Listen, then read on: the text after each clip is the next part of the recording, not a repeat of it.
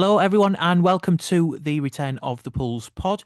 It's been a very long 6 weeks since our last episode where we were talking about Pat Jones going to Scunthorpe. That's how long it's been. And it feels like he's been there for years now. And it feels like everything that's happened at Levick has gone alongside that. We were in with a chance of playoffs, then we were out of the playoffs, then we had a slim chance of the playoffs, and then we were nowhere near the playoffs. And now, come the end of the season, we've got a review in place. Nicky Featherstone has left the club. Well, we don't know if he's left the club. He's certainly not the manager anymore, but I'm sure we'll find out about that in the coming weeks. But joining me today to go over all of that and more is Danny from the Reds. Hello, Danny. How are you? I'm not too bad. How are you? It could be better, could be worse. Given everything that's gone on with the club in recent weeks, it's been a very up and down section of the season. I think it's fair to say we had very slim hopes. I think the game where we had the most hope afterwards was the way at Morecambe. 3-2 victory there. Some very good play as well from Poles Yep. going forward, which is quite rare, I would say, in the second half of the season. But at that point, I think that was the midweek where Southend and Halifax both dropped points as well. It was the first time we'd sort of capitalised on a slip up. And unfortunately, we followed that up with the worst result that we've had since 1995 at Wealdstone, which, I mean, what can you possibly say about that collapse at the time? I don't think words can really describe it, and I'm gonna echo some words that get thrown around a lot. I don't think anybody seen it coming whatsoever off the back I of don't know a where you've got that result from. like that. Off the back of a result like that, I fully thought we were going to push on. I thought that was a really good opportunity to push on, get a good result, and it would have set us up nicely for some fixtures that were a lot tougher coming up. I don't think it helped either that the game against Southend was rearranged. I'm not saying it would have made any difference in terms of we would have beaten Wealdstone, but I think polls have shown, certainly this season and in the recent past, we do seem to have a habit when we have too much time to prepare for games that we don't turn up. You look at the game, for example, against Woking in the new year. We beat Rochdale, we had that result, and then the takeover happened. We were due to play Woking a couple of days later. I think it was the 3rd of January we were due to. They postponed the game. We were left for another, like, it was 10 days between games and then got beat 4-0. It just seems as though when we have more time to prepare for some reason, we don't prepare correctly. Yeah, it could be that, but it always seems like we never start quickly. When we No. have too long, we never start quickly, and it always ends up with us sort of ending up in a hole that we have to dig ourselves out of. And nine times out of ten, you can't, and it just compiles and compiles and compiles. Yeah, going 4-0 down inside 25 minutes will do that to you, I think. I Yeah, think it was about 25 minutes, but yeah, the less said about that result, the better. It was a strange April in many ways because we went into that game against Scunthorpe with the slimmest of slim hopes. I think by then a lot of fans, I think myself included, thought it was a massive long shot to get into the playoffs by that point. But two nil-nil draws around Easter time against teams where if it had been in a different position, maybe they would have been very good points to have. I think specifically the game against Scunthorpe, coming off the back of a 7-0 defeat away from home, your first instinct as a manager, I'm going to assume, and managers I'm sure will tell me, is to make sure that you don't concede because confidence is going to go straight down if you concede inside the first 5 minutes, say. But it just never felt like we were really in that game to win it until Alex Reid had that very, very, very good chance in the 96th or whatever it was minute. yeah, it was a really weird game, and I don't think I've seen us set up like that in a long time, where it felt like we were setting up how a lot of teams come to our place in terms of make it frustrating, make it difficult, and see if we can maybe nick something on the counter attack. But you mentioned that Alex Reid chance. I think if you put him in that situation, nine times out of ten, he'll score nine times, and that was the other one. I think just jumping ahead a little bit, we'll come back to Easter shortly, but the game against Southend, you saw what he's capable of. He Yeah, played the ball through, he ran onto it, he scored. That is what he's been doing, for quite years. for quite a bit this season. He's still our top scorer quite Yeah, comfortably, but he did it at Wealdstone last season as well. If you give him the chances like that, he may miss a few, and that's part and parcel of being in the National League. You're going to get players who aren't particularly consistent, but he's certainly gone to his locker, and I think the Scunthorpe one. it was just an aberration. I genuinely don't know how he'd managed to do that. I know it was a little bit behind him to give him a little bit of an out, but you still expect him to score. I think he would have expected himself to score in that situation more than anything as well. You know, his great track record with goals. And a lot of people bring up the lack of goals this season. I think considering he had about a month period where he was injured as well. It's not a terrible return for a side that don't score goals and don't really create many chances over the course of the season, really. I mean, even when Simon Grayson was in charge, we were never a free-flowing attacking team. So he's certainly one of the people. I know we might come onto it, but he's certainly one of the people I'll be keeping for next season. 100%. I think we've spoken about this previously this season, whereby that season with Wealdstone, he played in a front two to get those goals. He had someone to feed off, and we saw some small signs of it when Charlie Caton first came to the club, where it looked a little bit like two up front, but then I think there was a bit of imbalance where Sinclair was playing on the left hand side because he had to play there, and there was no one really on the right, so Caton was sort of shoved out to the right hand side. I think if we can get a bit more width, perhaps, and potentially get that second striker to play with him, it could be a winning combination next season. We saw against Rochdale, there wasn't too much, it wasn't a nothing game by any means, but we never really looked like winning the game. And to be fair, Rochdale did not look like winning the game either. I don't think they were a bit blunt in attack. Manny Desirue didn't really have much on. I think a lot of credit has to go to Max Coogan for that as well, because he basically had him in his pocket all game. And then, it was that defeat against Bournemouth that sort of killed off most of the optimism. I think we knew by that point anyway we weren't getting near it, but it just seemed like a bit of a performance where we just felt like we weren't going to do anything and we were already on the beach, so to speak.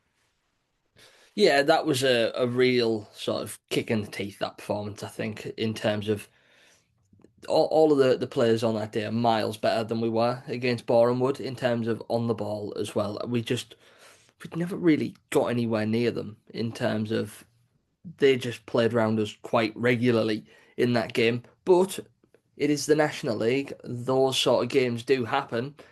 And normally, I mean, barring sort of Yorks who have spent a lot of money and are fully deserve to be in the Football League, probably should have been in the Football League a lot earlier than this season. The main thing is trying to be as consistent as you can be. And at the end of the day, I think that's why we've finished where we've finished.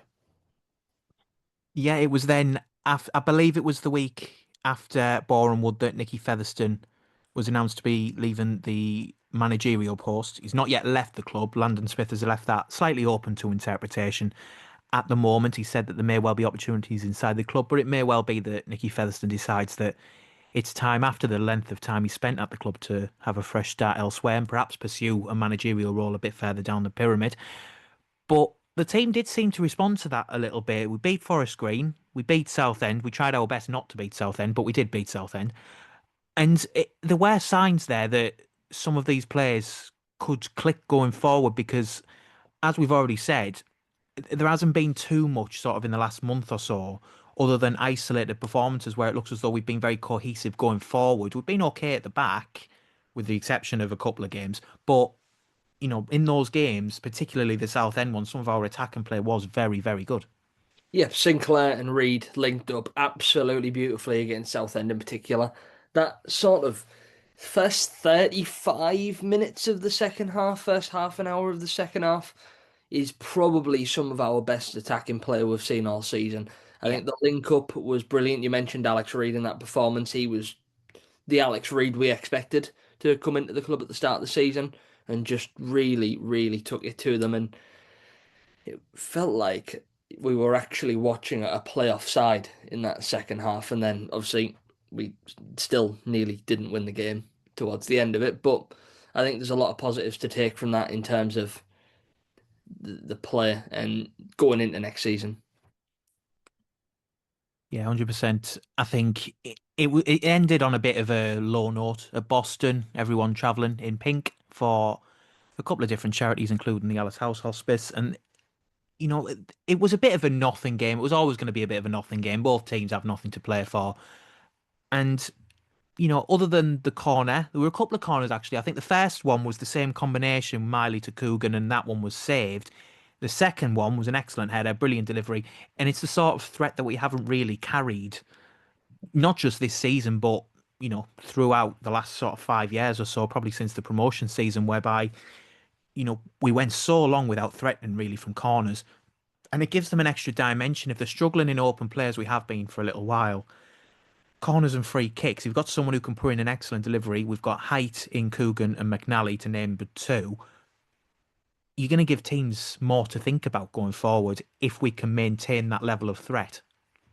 Yeah, you are. You mentioned that period where it felt like we went about 18 months without not scoring a corner. We have been a lot better at it this season. I think the combination of Reece McNally and Max Coogan in the box with them deliveries from Jimmy Miley, you're always going to be a threat when somebody's got that sort of delivery on them.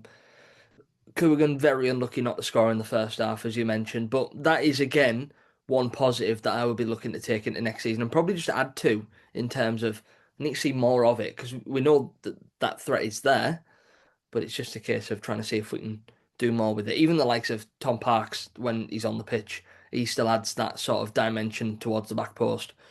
But it's massively on the upset piece wise, I think it's fair to say this season compared to the last few. Yeah, 100%. I think if we can take that element forward, if there's one element from this season that you'd like to take forward, certainly in our forward play, it is the set pieces. We've been a lot better at them, and I think if we maintain, and we will come on to potential return list as of this recording, by the way, we haven't had the return list yet. I don't think we're going to get it probably until at the very least next week, and if not, when a managerial appointment is made. But if we can maintain the likes of Miley, who can put a delivery, and if we maintain the height in terms of McNally and Coogan, we've got those sorts of players who can attack set pieces. We'll be a lot better off for it next season.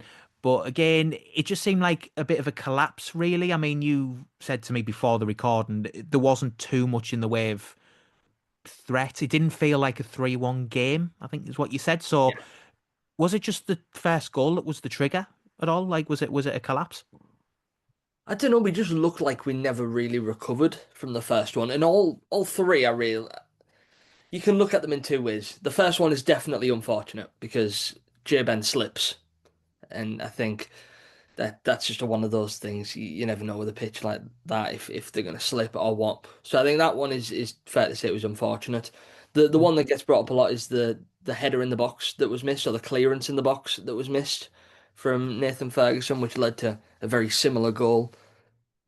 And the third one, I'm led to believe, was just a throw in straight over the back line and side footed under the goalkeeper. So I don't know if I would use collapse, but I would just probably say we never really recovered from it. And yeah, it was a nothing game. Wasn't a 3-1 game by any stretch of the imagination. I think probably a 1-1 or a 0-0 would have been a fair sort of reflection on the game. I think just one of those. It's the end of the season. People aren't, you don't want to get injured. You want to sort of keep yourself fresh, if you like. I think one omission, I should say, from the team sheet beforehand, which I wasn't particularly expecting. I don't know if there was any injuries or anything involved. The fact that Nick Hayes didn't start. Yeah, there was a couple of omissions from that side. I don't think there was anything really said about Nick Hayes, whether he must have picked up a knock. However, Cam John had a knock for that game, and Tyree Sinclair, obviously, he's having a child, so that's why he wasn't there. So, I mean, you can't you can't really say that he Yeah, it's should not as if we needed him for the playoff push. No, no. I, not. I, No. I think if there's So, ever an excuse, I think that's probably understandable. yeah. So, I think if it was with them three players, you'd have been looking at a completely different performance. Quite possibly. I think again we'll come on to how specific players have performed shortly, but you look at the likes of Cameron John, Tyree Sinclair, etc. Some of those players who have come in on loan, they've made a huge impact on the club. I mean, we might as well talk about this now, just in terms of potential awards. We haven't really had an awards ceremony for a while, have we? An official Yeah. ceremony, like at the Borough Hall type thing. It feels like it's been a very long time. But with regards to awards such as Player of the Season, for example, who would be your Player of the Season? For me, it's one player very clearly. However, if it wasn't for injuries, I think it's fair to say it would have been Reece McNally. I think when he's played, he's always looked like he's the best player on the pitch. But Cam John, I think there's no debate for me. Cam John has been absolutely exceptional, and if that was me making the transfer decisions, he would be the first permanent signing of the summer. Yeah, 100%. I think Cameron John has been consistently very, very good this season. I think it's a bit of a cliche in football whereby if you say that a player gives you 7 out of 10 every week and then elevates himself in other games, you're going to get a very good player. I think as well, he's played more than one position. Usually he has played sort of on the left-hand side, but at the start of the season when we had our more successful period, he was on the left side of that back three as well, and he looked very at home there alongside McNally and Coogan. I think if we can sign him, it's a no-brainer. It just depends on what York have done. I think York going up has probably helped us in that regard because I don't think he'll fit into their plans in League Two. So there could be a deal to be done there. The same goes for Tyrese Sinclair. I think with Sinclair, is it a case of he's done a little bit like Reyes Cleary, where if he'd have been here for the full season, he may have been in contention? Yeah, I think so, and I think for us, it's a case of we ended up being quite one-dimensional in terms of Cam John and Tyrese Sinclair were that good together that you have no real other alternative to then go to them. So maybe if Luke Charman was still fit, that might have added something different. But I think he was sort of he fell by his own success because teams knew that he was that good that they ended up putting two on him at all times. So I think if we were to sign Tyrese Sinclair, I know it's not this easy, but you want to get another one on the other side to have that sort of dual threat on either side. And had we have had the same level of threat on the other side, I think we'd have seen even more from him in terms of he'd have been left 1v1 a lot more. It would have been interesting if Pat Jones had signed. I think Yeah, for the end of the season, because if we'd had Tyrese Sinclair on one side, Pat Jones on the other, that would have been very interesting to see how we'd have done from that point of view. Again, a couple of sort of special mentions. You did mention Luke Charman there, and I do think he deserves a mention. He deserves credit because before his injury, his very unfortunate injury as well, I might add, given what happened, I think he was on course to potentially be the player of the season as well because the improvement on him, and I know he'd had a few sort of personal complications and such last season, so we didn't perhaps see the best of him. But this season, you could tell he was a lot better. He was a lot more motivated. He looked he looked more up for it. And I yeah. think, if he hadn't got that injury, it could have been a very different story in terms of where we went now. He looked more like the Luke Charman that was at Darlow. I think it's better to say the one who was banging in all them goals in the National League North. So for me, if he'd have stayed fit again, that would have been massive. And I think he's a shoe-in for most improved player if we're going to do Yeah, awards that way. I think there's only one other player I think I would put in that conversation, and that would be Jack Hunter, because I think he's been yeah. much better this season as well in terms of he's been asked to do a lot, playing centre back a lot, playing in defensive midfield. He's played both them positions to quite a good standard as well, really. Yeah, I think with Jack Hunter, I think he shouldn't start every week next season. I think there's an improvement to be made there if we can. But I do think he'd be a very, very good squad player. And if someone does get injured for a couple of weeks, I think he's more than capable of stepping in and doing that job. So I think he's proven that this season, and given what happened last season, I do think he has a very good case for being most improved there. Worth talking about, I think, the goalkeeping position, because we mentioned Nick Hayes briefly. Adam Smith played, of course, on Saturday, but given the start to the season that we had with the likes of Harvey Cartwright and George Evans coming in from Millwall, if Harvey Cartwright is free, how much do you reckon we'll be able to raise to go down and drive him up here I think ourselves? I think we can just get the fans to chip in. I think everyone pays wages over the course of the season. To be I fair, think they would. and If probably he pay for his if he expenses. signs, yeah, if he signs next season, do you think we'll finish? Like, do you think we're almost guaranteed to finish in the playoffs? I think that's how good he was at the start of the season. I think if we had him over the course of the season, would have been in the playoffs. I Yeah, think 96 or something percent save percentage he had. it was outrageous.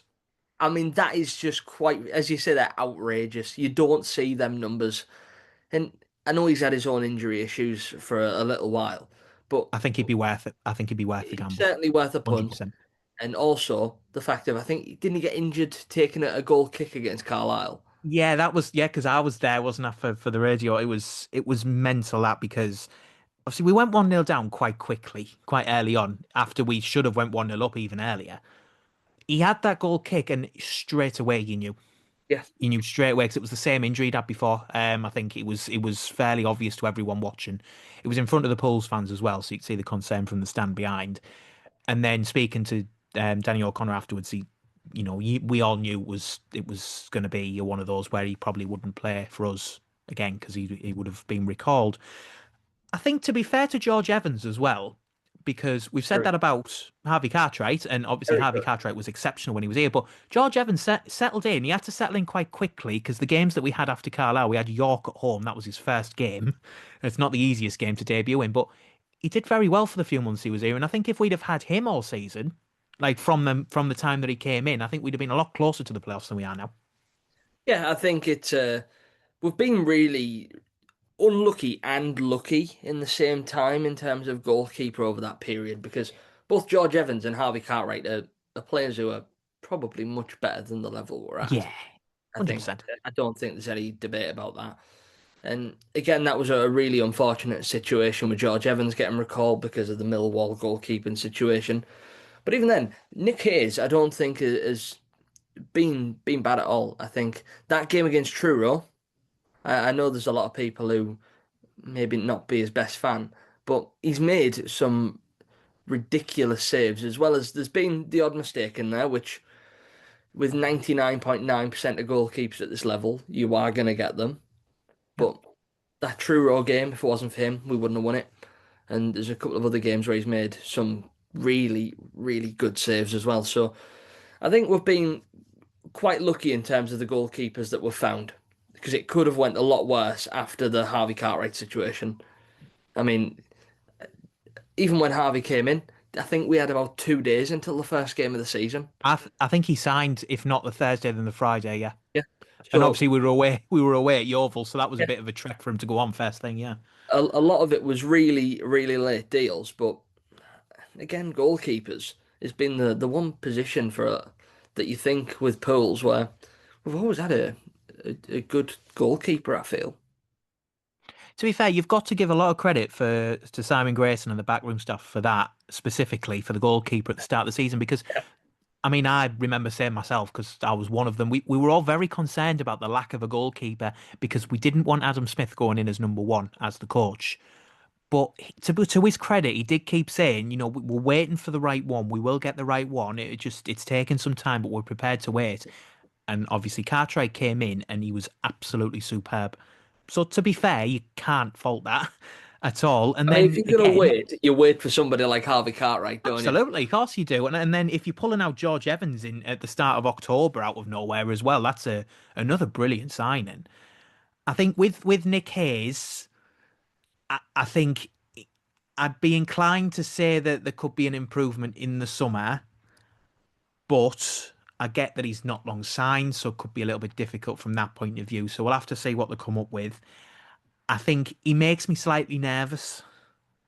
And I think of all the positions on the pitch, the one position you wouldn't want fans to feel nervous in is the goalkeeper. You want a solid goalkeeper. And I think he has made a couple of little, well, I say a couple. Other people will probably argue he's made quite a few more than a couple sort of ricks and slips. And I don't think he fills me with a lot of confidence, and he's certainly not at the level of the first two. Is that the issue though? Have we been sort of blessed to the point where Blessed with we've those graded two. him That's what I was going to to say the point next. of Yeah. Harvey Cartwright and George Evans? Yeah. I think to be fair, if you look at the quality of position, I think it's very similar to how people say the Premier League works.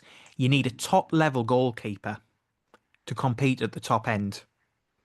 For the level, of course. I'm not saying we should be Yeah, yeah. signing like Premier League goalkeepers, but you need a top level keeper relative to the division you're in to be able to compete at the top end. I don't think that Nick Hayes is that goalkeeper, personally.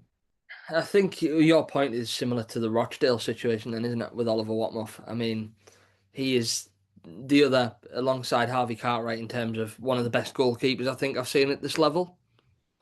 And if Yeah. you look at when we played them when he wasn't there, I think if he was in goal for that Was game, that was that was that the away game? yeah, at Accrington. Yeah. ground. I think if we'd have played them with him in goal, it probably would have went much differently. Yeah. Again, and I said this at the time, but you've got to give a lot of credit to Nicky Featherstone for the tactics he employed in that game, by the way, Yeah. I mean, because that was, absolutely yeah, outmanaged. yeah, And we because you could see set it. the You table could see for it, and he tried it again. He tried it again on Easter Monday. He did exactly the same thing where we sat off their keeper and just waited for them to make the pass. And in fairness, it did. It still worked. The only difference was that we didn't have the firepower really at the other end to like we didn't want to cause many problems. But in terms of what we did, we let them lump it up to a striker or a midfield or whatever, and we just won the header.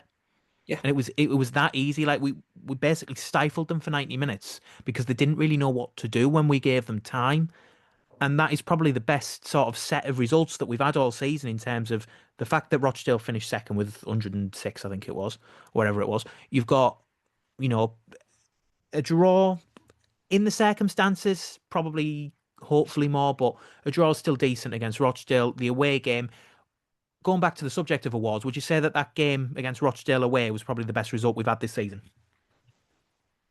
I think in the grand scheme of things, it probably is. I'm trying to rack my brains now on For the record, there's two Carlisle. different ways of I think that's interpreting that. Carlisle for me because I think that the Carlisle game Yeah. was just we were brilliant. We were really, really, really good in that game. So for me, it's a toss up between them two. And I again, was going to it's say, Carlisle, so even better. yeah, there's two ways of interpreting that question. It's either what do you think the best result is, or what do you think the best performance is. Yeah, Yeah, because I think in terms of, and again, to be fair, you could even break down performance because tactically, that Rochdale away game was absolutely spot on couldn't have against got the it team better. that finished second. Yeah, he got it absolutely spot on. But I think in terms of how we played, you're probably right that Carlisle, in terms of the way that we were attacked and we basically went after them, was brilliant to watch. And I think it probably is a better performance from that point of view. But I think tactically, Rochdale was another level because given I know they were at Accrington, it wasn't at Scotland, it was a little bit different, but we still we had no chance going into that game. No, I don't think. Obviously, I don't obviously think we anyone did the can game expect. against Scunthorpe on Yeah, Boxing Day, and there was nothing in that game. I know we scored, but to suggest that we would go to Rochdale and put that performance in, yeah. We. I mean, Carl Roberts, by the way, what a player. Just again, off last night as sign well. him, please sign him. He's Uh, out of contract and he still hasn't signed a contract. I Sign think him. he is one of the best players at this division, Yeah. and it looks as though he's over his injury problems as well, which is great Yes. for him. That I think that was always his problem though, Yeah, wasn't it? I think that's why Notts County sort of let him go down the leagues. Like he didn't really have the capability of playing 90 minutes week in, week out. He always sort of broke down. However, he's managed to come down the leagues. He's rebuilt himself at Scunthorpe. He's managed to get back to his fitness and he just looks a different level. We'll come on to sort of the wider division in a bit, but their win against Southend, obviously, he scored the goal. It was a brilliant strike, just drilled into the bottom corner quite early on. They're in the semi-finals. I think if he goes up with Scunthorpe, he'll just sign with Scunthorpe. There's no reason for him to go anywhere else. If they're in League Two, he wants CFL. That's the thing. yeah. But if we can compete for him, given Scunthorpe may not go up, then I would certainly have him. Imagine Sinclair on the left and Roberts on the right. You're scoring a lot of goals. Yeah, unless something I horrible would goes wrong. be astounded if he's not in the Football League next season, one way or another. Yeah, when I'm saying that we should sign him, I'm not saying that we will sign him because I think there will be a lot of interest from teams higher up than us. But I think if we can compete financially and we can give him sort of, you know, like assurances and things like that, we can compete at that level. You never know. It's It would unlikely, but you never know. certainly be a statement. I think that's It one will way. be a huge statement, I think. But If we went out and signed Cameron John, Tyree Sinclair from York, yeah, and we got Callum Roberts from Scunthorpe, that is a huge statement of intent. Dunger, and the chances are slim to none. I think that's fair to agree on. The chances Let are, me hope. Let me live in hope. but that's the sort of profile that we're missing. I think that, and I'm going to use the Luke Molyneux profile here for Cal Roberts. That sort of cutting in can unleash a strike into the top corner. That's the sort of player that you need. who can just open up a game with a bit of magic.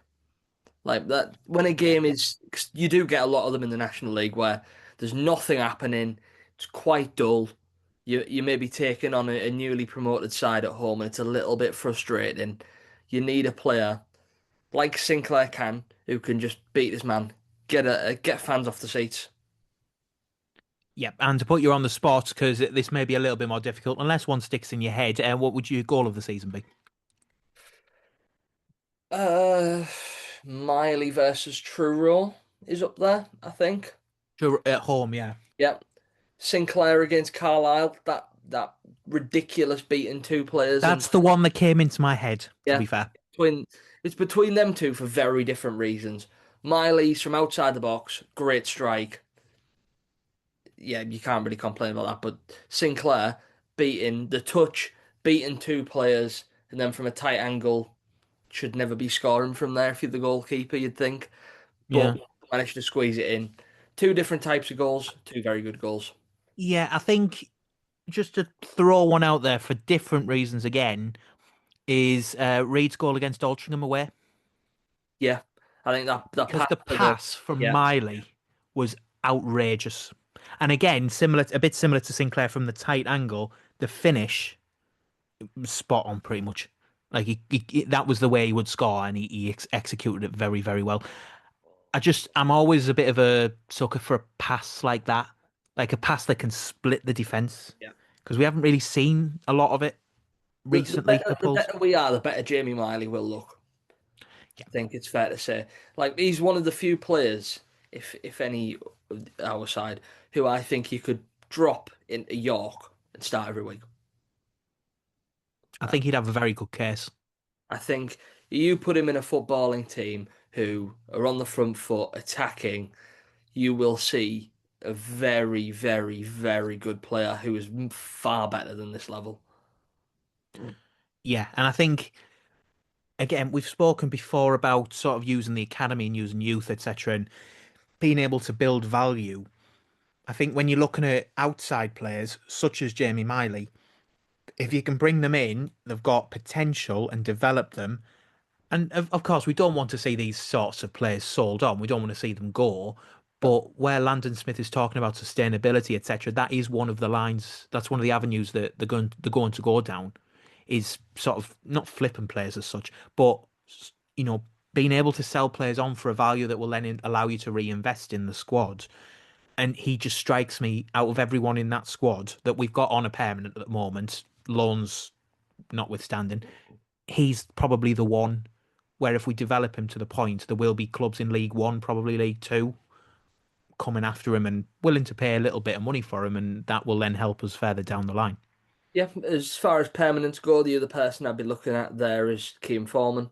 I think he could really go on to be somebody who could warrant a big fee the way his sort of career's going from Hebben to the end of the season at Spenny.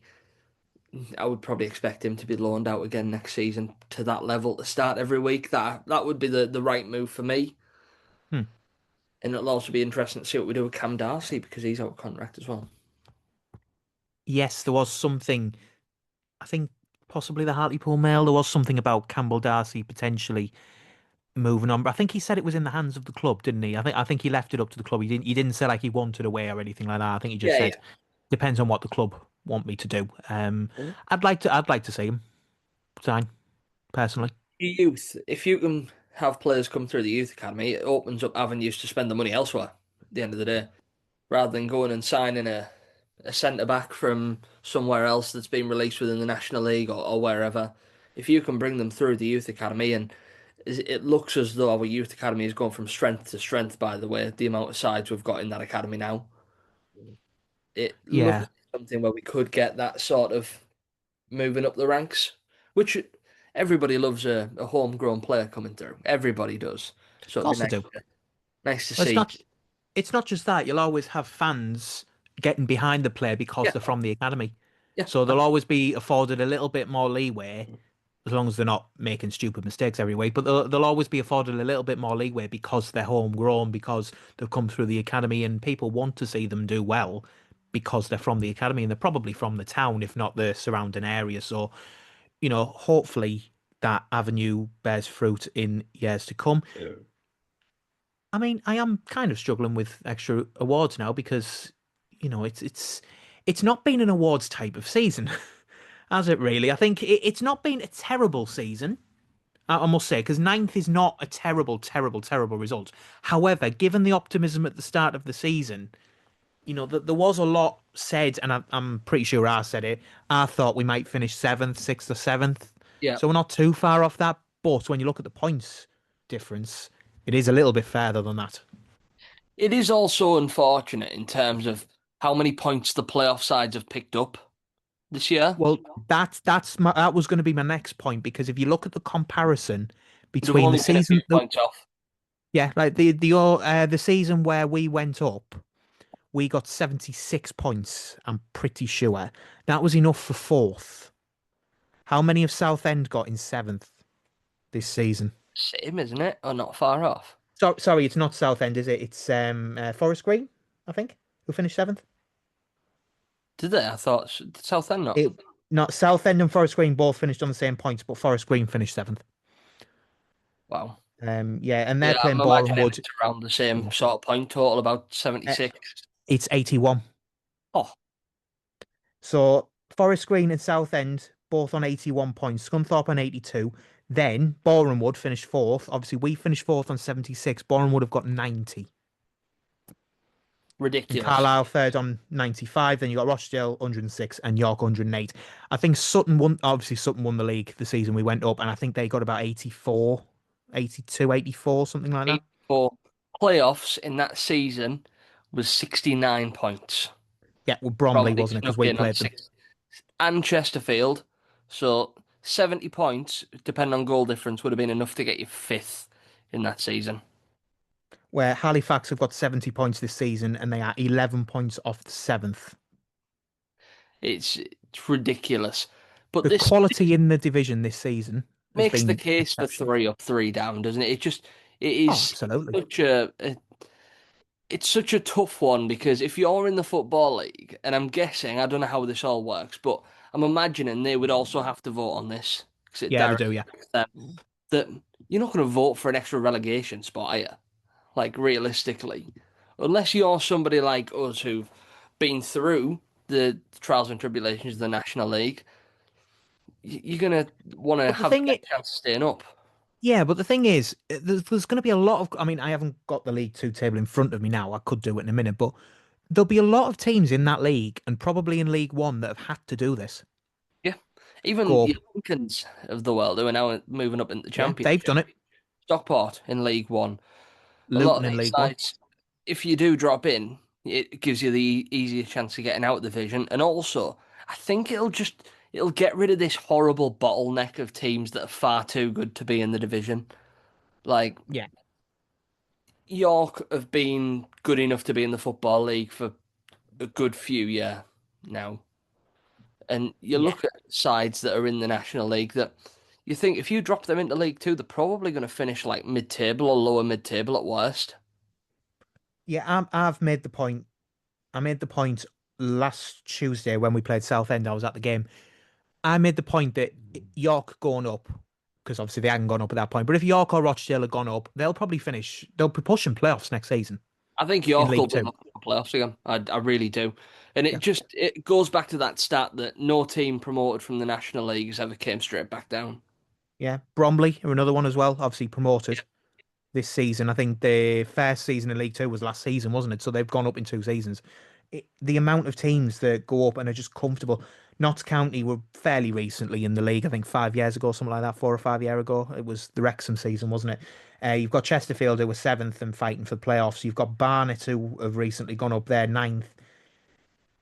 I mean, you could keep going. There's just so many whereby, why continue with something that doesn't work?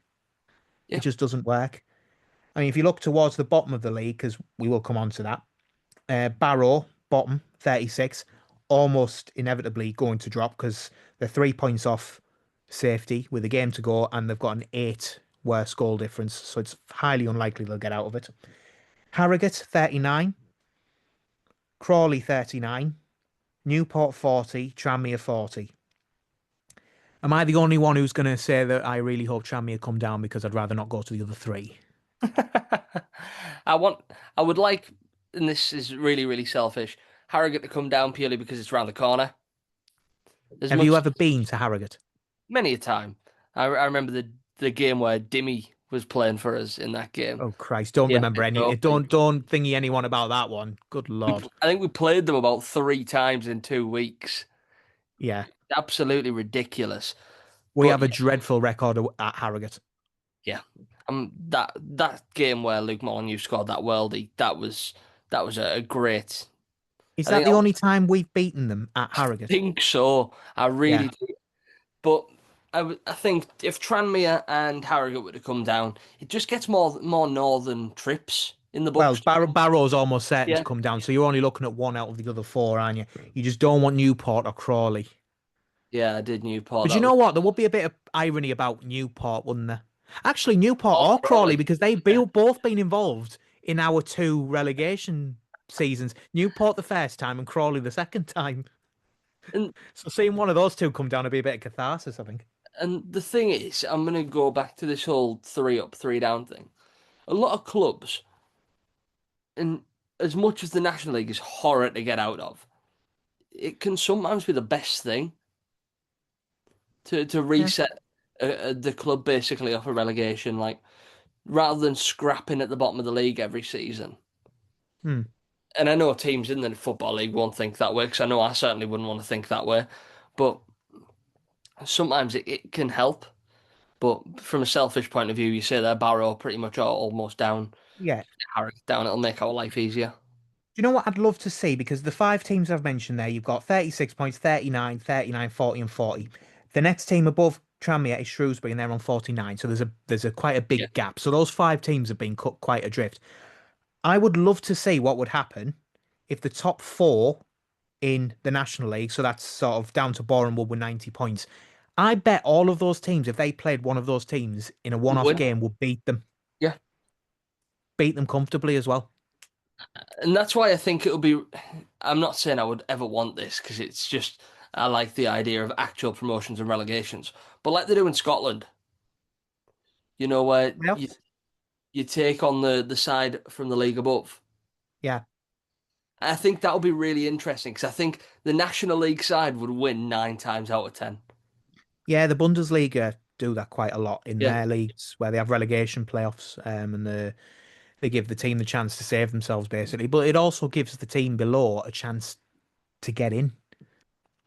Looking at the divisions below the National League, we have Worthing promoted from the National League South and AFC Fylde returning to the league after just one season away. We've of course got quite a lot of history with Fylde. We've played them quite a few times since our first relegation, but we have never played Worthing, and if we have, then the records have been lost somewhere because I did try to Google it earlier on and nothing came up. So I'm assuming that, it'll be a first time visit for a lot of Pulse fans there. But, just a quick word on perhaps a couple of the other teams in the running. You've got the likes of South Shields in the yeah. north, Macclesfield as well, Chester, who are all in playoff action in and around this week. It'll be interesting to see who does come up. And if South Shields don't come up in particular, I think there's a couple of players there that Pulse might be, good for looking at. Paul Blackett is the name that jumps off the He's the sheet. name that jumps straight out to me. Yep. Yep. But yeah, and to be fair, Adam Hinshelwood's done very well there, Yeah. going back in at the start of the season. I think after we thought it was strange at the time, the fact he was sacked from York. Obviously, they've gone on and done pretty well for themselves, so you can't really fault them for that now. But he went back to Worthing, and he's clearly done very well with them, and it'll be interesting to see how they get on next season. And finally, just a bit of housekeeping from today. Company's House, the accounts for the club were posted up to and including the 31st of July 2025, which isn't inclusive of Landon's tenure. Of course, Landon Smith having taken over on New Year's Eve, so he won't have been involved in that. The numbers we haven't really been able to go through because simply we haven't had time to, but there is a very interesting line in that report which is promising enough for the future as long as, things can be backed up. And given everything that's happened in the last 6 months, I personally don't have much doubt that Landon Smith will be a good force for the club going forward. But it simply says that events after the reporting date, it speaks about the fact that basically Landon Smith acquired the club. But the last line in that paragraph is that the directors believe that the change in ownership will provide additional financial stability and strategic support to the club as it continues to pursue its sporting and commercial objectives. Not the easiest for me to say, apparently. However, it does provide a bit of light again, and I think everything that Landon Smith has said up to this point, from press releases to the open letters to the fact he's attended quite a few games now, and I think we've won, if not all of them, then pretty much All but every one, game, all but one home game. all but one game that he's been here. Yeah, so the future is certainly bright. If that statement's anything to go by, if the statements that we've seen is anything to go by, I think work has already begun on the pitch, Yeah. which is one of the major things that we've all said needs looking at in the summer, and he has said himself was going to be looked at. So, there's reason certainly for optimism ahead, provided that this summer goes in the right direction. Yeah, there absolutely is. And I go back to, I know it was a pretty much a free hit for Landon when myself and the other press were invited in to speak to him. He just talked so well about his plans that he's got. And I mean, you're not a successful businessman like he is if you're not really attention to detail, having plans set out. And I also go back to when he spoke to a lot of the fan groups. He said he's got a 1, 3, and 5 year plan on and off the pitch. And it would be interesting to hear what them plans are, but I'm sure that probably within the 3 years it's the return to the Football League. So I think it's something that we've heard from Nicky Featherstone. He said that he thinks Landon will be very, very good for the club. I don't have any doubts about that whatsoever. We've seen a lot of moves in and out in terms of staff, in terms of the likes of Joe Monks leaving to go to another club. That's a departure that I think was received quite well by fans, it's fair to say. But there's a lot of moves being made behind the scenes that even if you go back a few weeks to when Nicky Featherstone was talking about it, that there was a lot going on behind the scenes. Probably a really big transitional period for the club, and a one that we kind of have to get right, especially this summer as well. Because with all of the positivity of the new ownership going into next season, the attendances did start a nosedive towards the end of the season. So it's a big chance to really build and meet those sporting objectives, as you're saying there. Yes, I think good words to end on. I think fingers crossed for the summer. If it goes in the right direction, I mean, we didn't even have a chance to talk about Danny Johnson, our true player of the season, who's scored 0 goals Got an assist. throughout this season. He did get an assist. Oh, well. I mean, to be fair, it could just hit you and it'd be an assist. I can't. Can you tell me what his assist was? He passed the ball to somebody who scored. That's the one thing I can tell Well, yeah, I think we can all say that. But yeah, but thank you very much, Danny. It's been a pleasure as always, and fingers crossed for a good summer ahead for the club, and hopefully we get a new manager in place and a return list out as soon as possible, because then we'll have more stuff to talk about going into the summer. But thank you very much, Danny. Always a pleasure. And 24 hours on from finishing the original episode of the podcast, we are back, both myself and Danny, to talk over a couple of new developments as of today, because the club have kindly waited until we recorded before announcing the release of the season ticket programme at the club. They're on sale from tomorrow as we look at it, Friday, May the 1st. By the time this episode is released, it will be Friday, May the 1st, and they will release at 10 a.m. on the new platform Ticket Core. So firstly, all prices are frozen. Is that something you probably expected, Danny, given the current state of football at the moment? I think it's a nice sign from Landon and everyone behind the scenes to not come in and change the prices, because if it had came in and raised the prices, there'd have been immediate question marks. Yeah, And we 100%. were talking beforehand, and I think dropping the prices would have been out of the question, especially in today's climate with football. I think freezing the prices is always a good starting point to build off of. And it's always just a nice thing to think as though the club are thinking about the fans. And that's what that feels like to me. Freezing the season ticket prices, the whole wage and living cost of living crisis and stuff like that, sort of freeze the season tickets and having a look at the price per game, it looks as though the actual ticket prices are going to be froze as well. It's a good sign and a good start. Absolutely. I think the rest of the release there, the season ticket renewals will, of course, be on their way to people who have those in the offing as well. There will be a separate email issued on the day that the tickets go on sale, which is Friday, the 1st of May, and the direct link should take them to renew their seat. All existing seats will be reserved until midnight on Thursday, the 9th of July as well. So there's plenty of time there, either side of the early bird window. Speaking of the early bird window, that runs until Monday, the 1st of June at midnight, and standard pricing will apply from Tuesday, the 2nd. Before the renewal deadline, which I've already spoken about, is the 9th of July. The adult prices are the same as last season, £322 for the early bird until it rises after the date of the 1st of June. Concessions 248, under 18s 126, under 14s 50, and then under 5s and carers are free of charge, as is the usual price for Hartlepool United. Cost per game, adults £14, concessions £10.78. I'm sure you get the picture by now. It's exactly the same as last season. Concessions are the same again as well. Couple of updates as well. The family enclosure on the Long Branch Homes side, or whatever it happens to be named next season, the Cyril Knowles stand to everyone who knows it.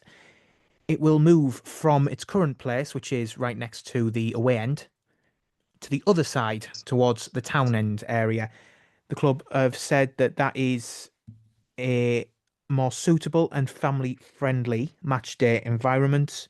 And it says that that has happened following feedback from the supporters. So it's to do with the proximity of visiting fans, basically. I think we haven't had too many sellout away fans enclosures this season, but you can imagine for fans it probably is a little bit intimidating when you've got the likes of Carlisle and Rochdale, for example, and York, maybe. I mean, not York next season, obviously, but when you've got the likes of those teams coming and bringing 700, 800 fans, it can probably be a bit intimidating for younger kids. So if that's the case and it's gone with what fans have fed back to the club, then it's can only be seen as a decent move.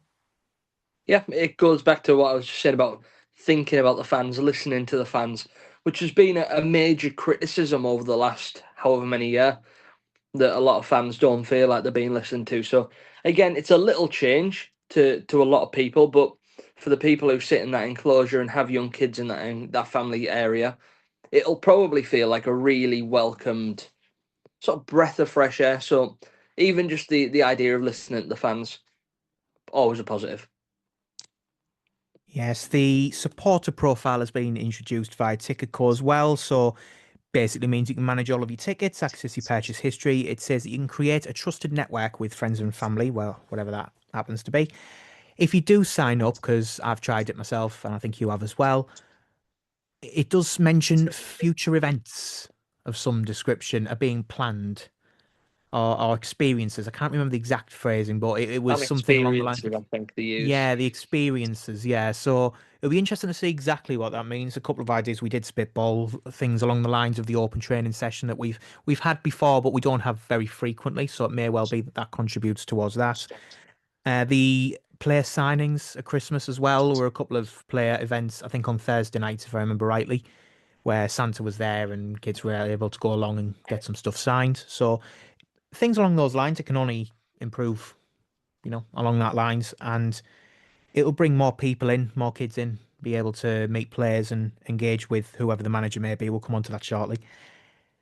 And I think that's about everything on that. The other thing that came with the information this morning, which wasn't to do with the season tickets, but was to do with a bit of brand refresh.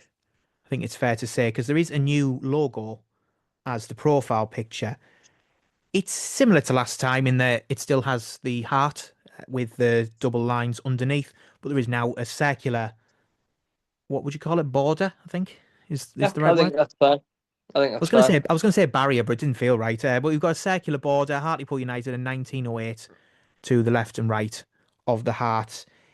I think it looks a little bit better. It looks a bit smarter, I think, than just the heart on its own. I think, as we said beforehand, if the ship's wheel was in there as well, and potentially a football somewhere. whether it be underneath the Hearts leg, perhaps.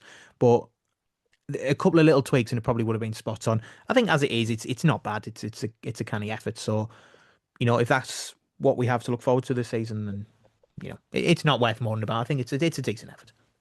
It's better. I think that's one thing that we can all agree on. Yeah, I It's would say better so. than without the border. And the other thing that was interesting to me, I don't know if this is maybe a hint of what sort of colour scheme we'll be going with for maybe away or potentially even third shirt. There's a little bit of sky blue in there as well behind the 19 and the 08, which is fairly different from what we've seen. Obviously, we had the light blue away shirt very recently, One of our which best shirts in recent times, I would argue. went down really, really well. So I wonder if that's maybe a sign of things to come that we'll see maybe a little bit more sky blue introduced. But yeah, I think the branding as a whole, it looks really, really nice. The other thing as well, branding wise, if you look at the social media posts about the season tickets, stripes. Yes. Hopefully, that's sort of what we can see coming back. The good old fashioned proper Hartlepool United blue and white stripes. Yes. The United as one hashtag. There is blue and white stripes. The usual blue for Hartlepool. I think it's fair to say a fairly dark blue. But as you've said there, there's sky blue on the badge. There is also sky blue being used as part of the promotion as well, where it says on sale May the 1st. There is a bit of sky blue in there as well. So we'll have to wait and see because who doesn't love a bit of a kit launch? It's one of the Oh, it's one of the best parts of the year, isn't it? yeah, it's brilliant. You know, the watching the video and seeing the photos of the home and the away kit, and then spending the next however many weeks wondering how it'll look in person on the players in pre-season, and just finally on the season ticket themselves. That video, perfect. I think it hit home. It couldn't have been done any better. The guys at Emerson Marketing have really pulled it out the bag, and Landon Smith, once again, I feel like I'm going to say the same thing I've said so many times. He just gets it. Yeah, I think we've seen that quite a lot, haven't we, with comments left underneath, whether it be an open letter or the latest video, etc. Mhm. He just gets it. And to be fair, I think he's barely put a foot wrong, has he? Pretty No, much in the last 6 months. I don't think there's anything else he could have done without sort of unrealistic expectations of him coming in and spending a fortune. Because I don't think that was ever going to be the case last season. As much as it was, let's see if we can maybe sneak into the last playoff spot, I don't think that was ever going to happen. So, yeah, I think he's really, really hit the nail on the head. We've seen some changes behind the scenes, as we mentioned in the first part of the recording, with the likes of Joe Monks leaving and things like that. So there's definitely changes behind the scenes. I know Nicky Featherstone referenced them quite a lot in terms of the ongoings. So it'll be really, really interesting to see what this summer holds. And I think for a lot of people, it'll be waiting to see if he puts his money where his mouth is. And as a sign that he means what he says as well, I think we may have mentioned it Yeah. yesterday when recording the first part, but the pitch is currently being worked upon. I drove past the ground today and there were sprinklers in place and it's clearly been dug up. I think there's someone's taken a photo and it's been on social media recently as well. So, it was one of the priorities that he mentioned in one of his addresses and clearly that's been He's doing. sticking to his word, and that's all we as fans want. Yeah. If you say something, follow through on it, and that's how you build the trust at the end of the day, isn't it? Like if if you say that you're going to sort the pitch out, and then what was it, less than a week on from the end of the season, you've already had tractors and everything on the pitch.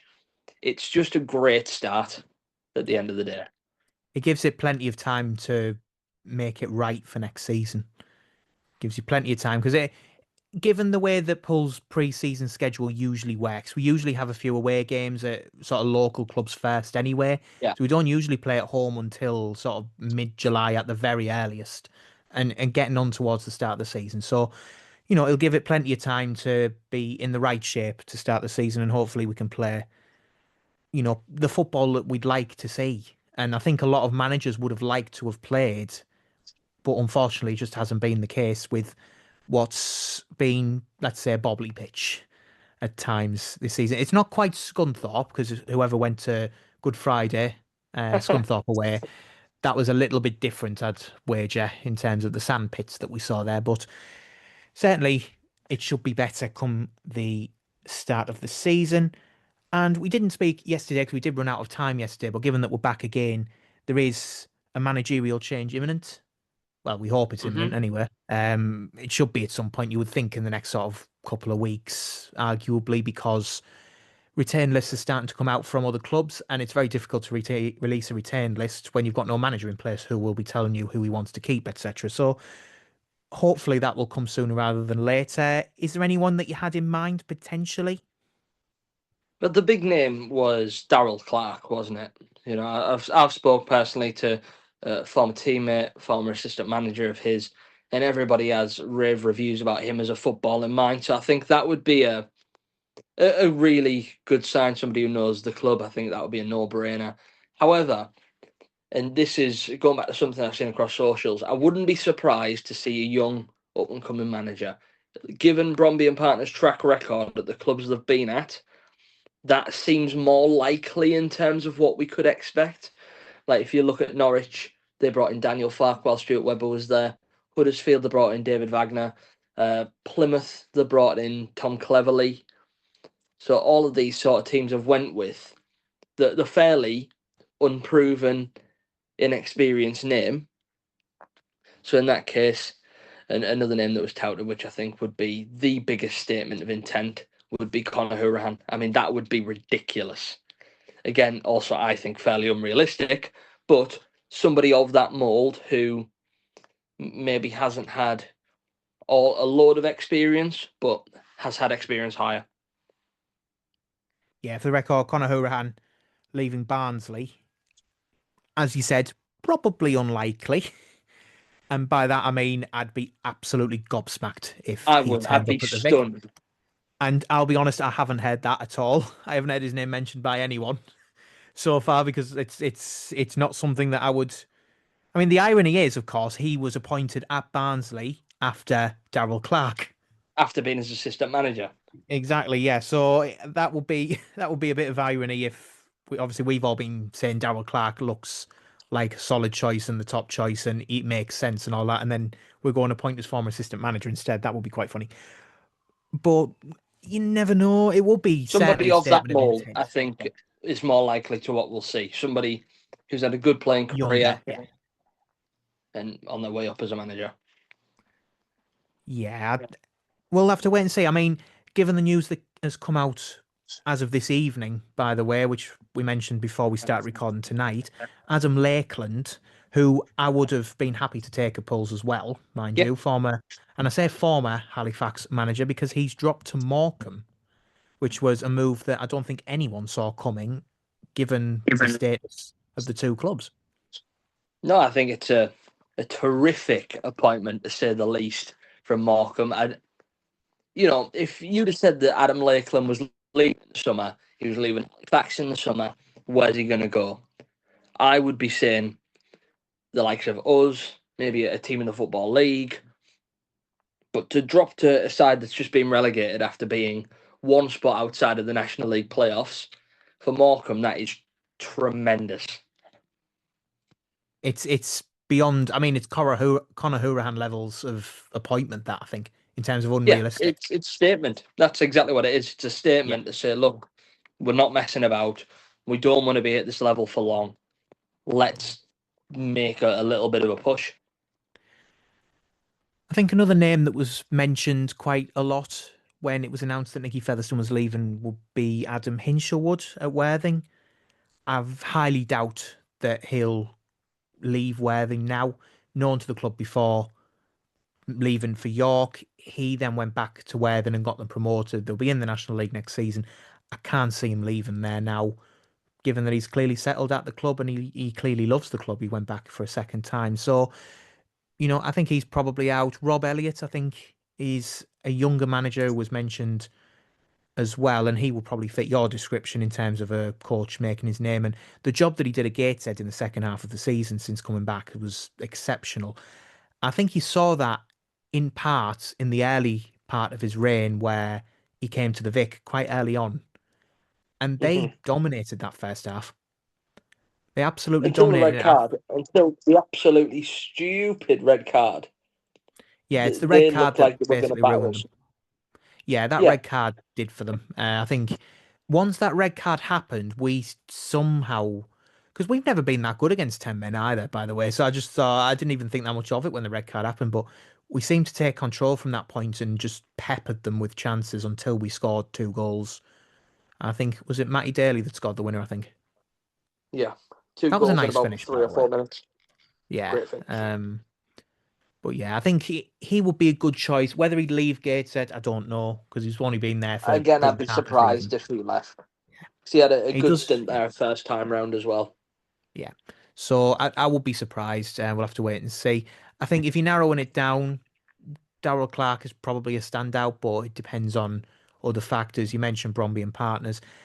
I mean, Graham Merty was flying around quite Yeah, a bit last season and even the season before, so he would fit that profile massively as well. yeah, he would. But I don't know how much we can sort of make from that, being mentioned last summer because the people in charge of this recruitment phase are going to be completely different to the people that were in charge this time last year. So I think it's completely different situation. It's a completely different set of people choosing the manager. So I imagine our choices are going to be very different to what they were this time last year. Just another note on the Conor Hourihane thing. Finishing by mutual consent with Barnsley, so he's not been sacked or anything. He's just leaving as a mutual agreement, I think is the term. But interestingly, not only was he a player coach under Darrell Clark, who's his last game against this Saturday? Did it happen to be against somebody like Dave Challoner or Is exactly yeah, right. that Yep, his last game's against Stockport. Yep.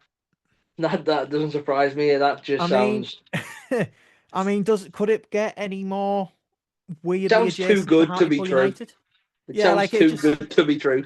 I mean, it's come from nowhere, but the fact that he used to work under Darrell Clark, he then succeeded Darrell Clark, and now his last game in charge of Barnsley is against Dave Challoner. I'm half There's a lot of expecting Ronnie links there, isn't up at there? some point. Yeah, I mean, it does say this is an article on BBC Sport, by the way. It does say that he wanted to continue his career in another head coach role if he wants to drop a couple of divisions. If we've got a plan to sell him, then you never know. I mean, to be fair, there could be something in that whereby it hasn't been announced yet because he's still got a game to take charge of. There is that as well. If it If we're waiting happened until to wait Monday to until do it, Monday, yeah, it'd be there's nice, a wouldn't there's it? a But lot that goes into it. I mean, that just sort of feels like it's interesting because when Nicky Featherstone announced he was stepping down, the club then said they were looking for a different profile, which that would lead me to believe they're not going the experience. inexperienced route. Hmm. It would lead me to believe that they are going the more experienced route, but given their track record, Tony it Mowbray? is the sort talk about statement. I think he's pretty much the only person we haven't mentioned yet because I've seen his name flying about, but I doubt it at this point. I think Tony Mowbray will be a very, very good director of football at Pulse. I think he's wanting to get back in at like League One and Oh, I think get he'd back want to in. be a manager. I don't think he'd want director of football, but I think like to have someone like him with his experience behind someone who may be like an up and coming manager, I think would work brilliantly. But I don't think it will happen.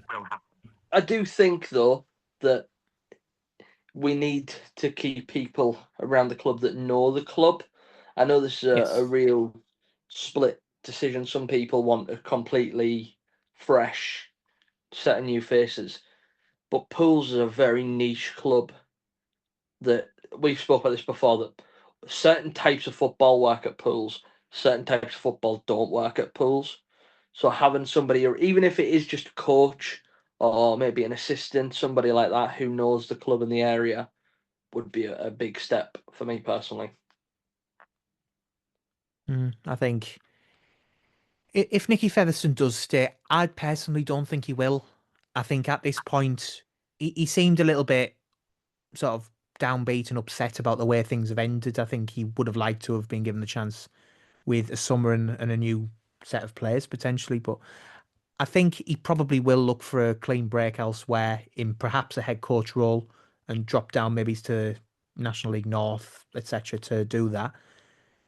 And at that point, you are struggling a little bit because the new manager probably will bring in a new set of coaches, you would think at this point. So there won't be too many people left on the footballing side of things who have knowledge of the club in that way. I mean, I'd be really hoping that Gary Liddell stays around the club. Personally, Yeah. I think Lids is somebody yet again who I don't think anybody's ever had a bad word to say about Gary Liddell. No, he strikes me as a lovely fella, to be fair. I've never heard a bad word said about him either. And I think he's with, where is he now? Is he with the youth team? What But level is he currently coaching? he was the assistant manager under Nicky Featherstone, Yes. and he So to was be fair, sort of he might well stay in that role if yeah. someone comes in and wants knowledge of the club, wants that sort of experience, maybe that is the way to go. I think it's just depending because you will get coaches who come in and want their own men in. Especially if they've So worked with us, especially if they've worked with an assistant. If we do go the experience route and have took a certain assistant with them, all going back to Simon Grayson at the start of the season, he brought in his assistant who had worked with him in a plethora of different roles. yeah, bit like Eddie Howe and Jason Tyndall's probably the easiest sort of Yeah, comparison, isn't it? They're where they basically yeah, follow each other all over the place. Dave Chalner and Anthony Sweeney. yeah. Same sort of Yeah, thing. that'd be nice, wouldn't it? Yeah. You say never go back, but I think that's probably the one. That'd The be one, it. isn't it? If Chalner and That's Sweeney the came one back, that I think we'd probably sell 5,000 season tickets yeah, we sell the ground out of season tickets. by the end of June, by the end of May. Yeah. Wouldn't even need to worry Well, about signings. no, That just alone have would them get to. people through Yeah. the door. Oh, absolutely. Well, fingers crossed for it all. Hopefully, we get an announcement at some point in the near future, and it'll give us something else to chat about. Because given it's the end of the season, we need something to chat about, don't we? But Danny, thank you very much for hopping back on. Given the events of today, just thought we might as well have a bit of a chat about it and bring it up because, as I said, the club do seem to wait until we've already recorded an episode to put out some big news, which is very annoying from my side of things. But hey ho, gives us more of a chance to talk about the club. And given it's been a while since my last episode, you can't go wrong with a bit more chat about Hartlepool United. And usually I would end episodes by saying, are you going to certain place this weekend? But, we're all a bit What do we do now? directionless. I Yeah, know. what do we do on a Saturday? It's this sort of time where you moan about going to Forest Green and Borehamwood and walking and all these far-flung places, but then when there's no football, there's nothing to do, is there? No. Oh, Like, we're all gonna. where's the 7 hour trip to Truro? I know. Well, that's going to be left to the National League South teams, I would imagine. Imagine Yeah. it's a shame, but to be fair, if Truro never come back up, we can at least say that we have travelled to Truro once and we won. There's not many teams, I don't think, which we have a winning record over. No, and we So, beat them twice. We did the double, so yeah. they're going to have to come back again to get anywhere near us. If John Askey's still there. I mean, John Askey is still there, isn't he? So they'll Yeah. certainly give him a chance to bring them back up, and you never know, given what he did last time.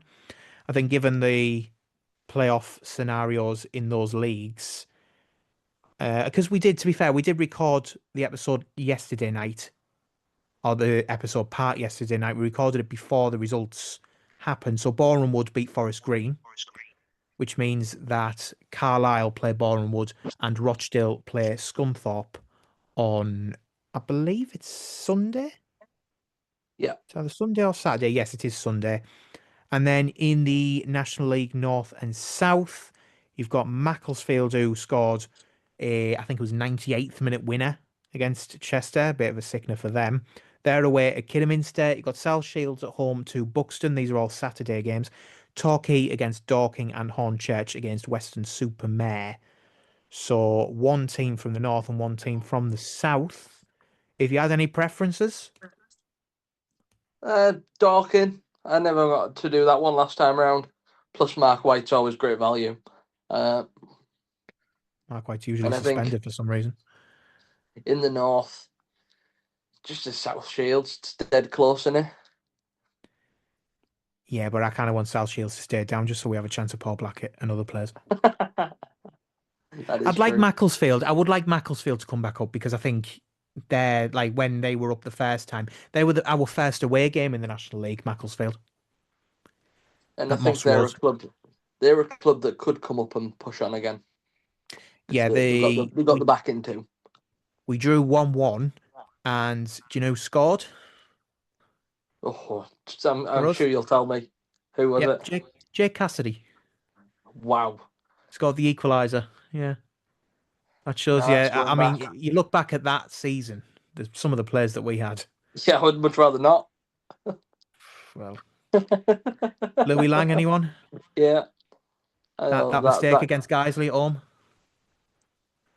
Oh, that sort of goldy yellow version of the badge. yeah, I have a vague memory of that actually. Yeah, it was a very strange time for us all. Do you know what? The away game against Guiseley that year as well, it was the bank holiday Monday on the August. And that was back in the day where we didn't have any form going into August bank holiday. So we didn't have to ruin anything. We weren't ruining our There season was because we were yeah, already there was dreadful. nothing to collapse. Yeah, exactly. But I think with the away game, I think it was Ryan Donaldson who scored the winner, if I remember rightly. I'm sure someone will correct me if they're listening. But it was scorching hot. Like it was pushing 30. It was absolutely Mm. scorching that day. And Nethermoor, if you've ever been to Nethermoor, Guiseley's ground, it's basically just a pitch with a couple of seats in. Yeah. It's very basic, very, very basic. So obviously we were all at ground level watching it basically stood up and whew, it's one of the hottest games I've been to, and that's saying something in this country sometimes because you go to places like, London and down south and it's very warm, but that was a really, really hot day. There was another one at Chorley, which was very similar because that was very hot as well. It was around the same time of year. I don't think it was the same season, but that was very hot as well. Hmm. Um, but yeah, so nice little tangent after I did say goodbye, but we'll try that again. So yeah, thank you very much, Danny, and fingers Always a crossed we get pleasure. some. Yep, fingers crossed we get some announcements at some point and we can all have a chat about it then. Fingers crossed.